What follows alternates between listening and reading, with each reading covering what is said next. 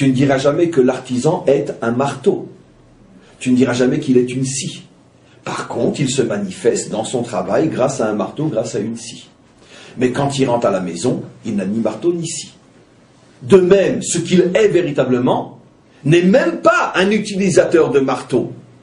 Non seulement il n'est pas un marteau, mais même dire qu'est-ce qu'il est cet homme? Un homme qui utilise des marteaux, c'est aussi faux, parce que non, il est père de famille, il est ci, il est ça, il a une activité qui est 6-7 heures par jour, il utilise le marteau, mais une journée à 24 heures, donc même sur l'ensemble de la journée, c'est pas cet acte-là qui est son acte principal.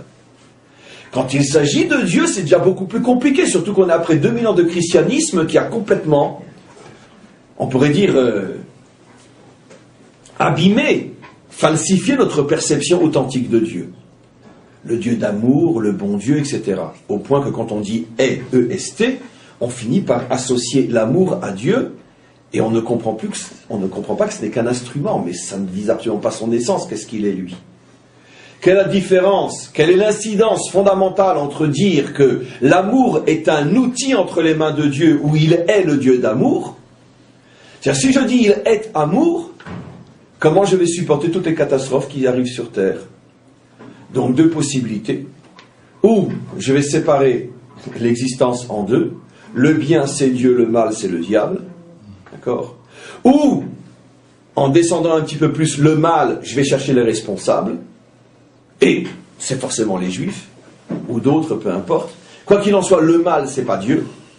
Ou bien je vais arriver à la conclusion moderne, Dieu n'existe pas. Ils se sont fichus de nous. Comment Dieu peut exister après tout ce qui se passe sur Terre? Donc, à vouloir enfermer Dieu dans une qualité, tu le perds. Qu'est-ce que dit la Torah? Les qualités sont des instruments. Même s'il les pose et qu'il ne s'en sert plus, il reste toujours Dieu. Simplement que quoi?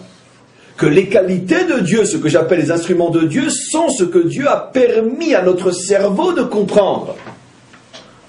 Mais parfois, et malheureusement pour nous trop souvent, Hachem décide de se manifester dans ce monde selon des critères que mon intelligence n'a aucun moyen de comprendre.